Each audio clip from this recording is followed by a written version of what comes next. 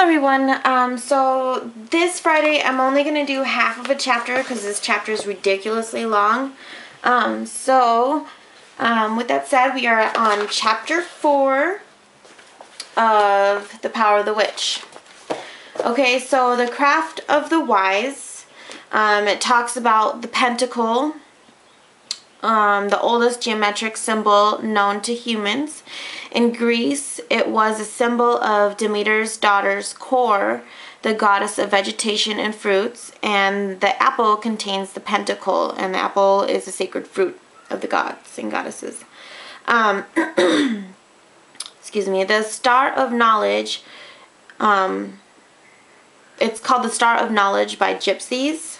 Gypsies call it the Pent Alpha because it contains 5 interwoven alphas, which is the Greek letter A, which stood for birth and beginnings. In Egypt, it represented the great underground womb of the Mother Earth. In Celtic tribes, they saw it as a sign of the goddess of the underworld, Morgane. In Babylon, the pentacle was an amulet of protection and healing.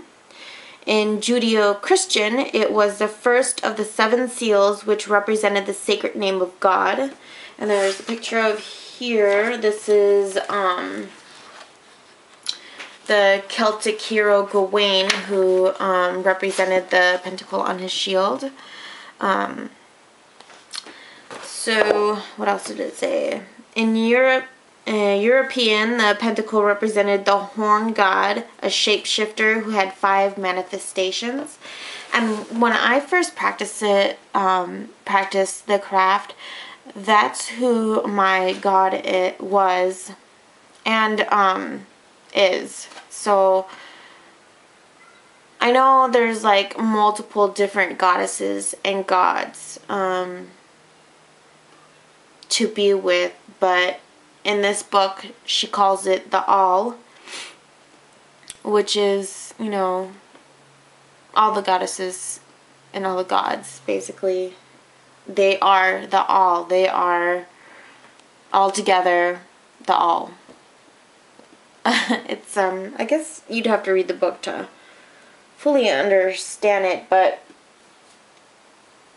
I think it makes sense because there's so many goddesses and gods that we can pull different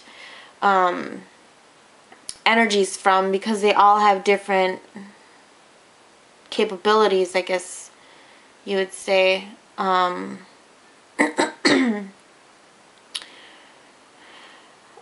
Let's see, like Amun-Ra is the god of the sun god.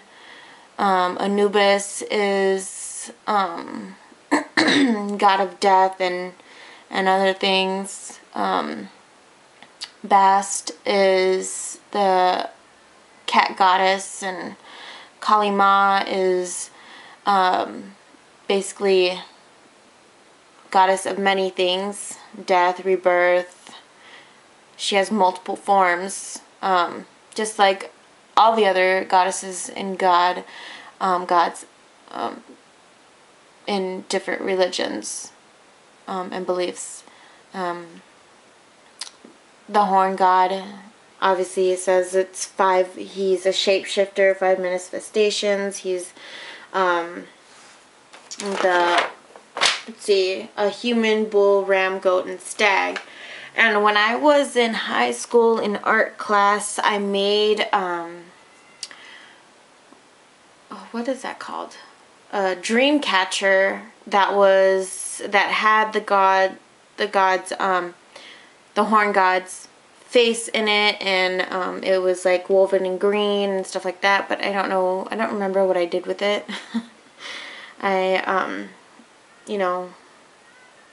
What happened. I've said it many times that I've thrown away a lot of things, and I'm pretty sure I gave that one to somebody. I'm thinking my dad. Because it is a dream catcher, so he was and is my God, and he always calls out to me. I always see him everywhere, wherever I go.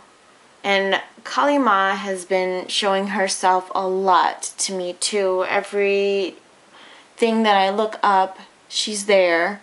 So I've just been doing a lot of research on the different gods and the goddesses and things like that. But that's another story. So let's get back to this. Sorry about that.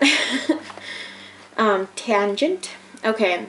So the horn god, he is the human, bull, ram, goat, and stag, and that's why they have the pentacle that represents him. Also represents the five senses of us, and the center of the pentacle is the sixth sense, which is the deep unconsciousness. The circle around the pentagram represents the totality of all intelligence, the sign for the goddess and the god, the fullness of cosmic intelligence. Excuse me. I have allergies and it's just always messing with me. Okay, so covens. It talks about the year and the day to be initiated. You have to go through a full year and a day of basically researching and practicing and just becoming in the know of being a witch. So witches respect each other's individuality and operate under the rule of perfect love and perfect trust. So everybody is different. Everybody believes in different things, and not everybody is the same. So you can't tell somebody that's wrong. You can't do that. That's not the right way. You can only say, okay, well, traditionally it's this way, but if you feel that it's that way to you, then so mote it be, and blessed be. I respect you. So being initiated is similar to being knighted. Back to the respect each other's individuality. I didn't mean to say that everybody, there is a right or a wrong way. There is just your way. You know, there's obviously evil and bad. Obviously, the evil way is not the right way, because you should never harm anybody. So, sorry for blabbering, but that's just what I got from this book. Is everybody has their own way. Not everybody is gonna be connected to Hecate. Not everybody's gonna be connected to Poseidon or Zeus. Everybody has their own way. They could be leaning towards more Egyptian goddess, or gods and goddesses, or Celtic gods and goddesses, or even Christian God. You know, so it's just different for everybody. They have their own paths, and you should respect that. So, okay, so being initiated is similar to being knighted, which is pretty cool. They take the sword and, you know, all that jazz. Okay, so the next section of this chapter is the magical cord. Casting a circle, the space must be purified first.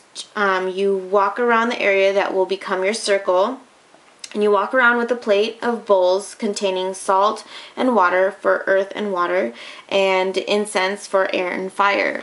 And then you say, by water and earth, by fire and air, by spirit, be this circle bound and purified as we desire. So mote it be. And then you're going to carry it clockwise 3 times and say, I cast this circle to protect us from all negative and positive forces and energies that may come to do us harm. I charge this circle to draw in only the most perfect, powerful, correct, and harmonious forces and energies that will be compatible with us. I cast the circle to serve as sacred space between the worlds, a place of perfect love and perfect trust. So mote it be. And then my hand got tired, so I just wrote check out pages 114 to 116 because I would have wrote like the whole page down. Let me just find that page. Okay, and then it goes on to saying, we invite the animal powers and the spirits to join us. From the south, we invite the lion. From the west, the eagle and the salmon. From the north, the boar, bear, wolf, and the white-horned ox. From the east, the birds of the air. We invite these creatures of power, strength, vision, courage, and magical wisdom to add their energies to our circle. Next we invite the Celtic gods and goddesses, Cernunnos or Cerny, the Green Man. Oh, that's his other name. I gotta write that down. Sorry.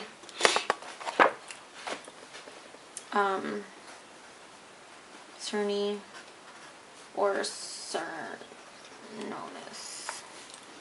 Okay, he's the green man, the horn god. Bridget, goddess of fire, family, and fertility. Caradwyn, goddess of the moon, of magic. And the witch of the gods. Gwydion, god of magic and supreme druid of the gods. And Dagda, the father of the gods. And Anu, the mother of the gods.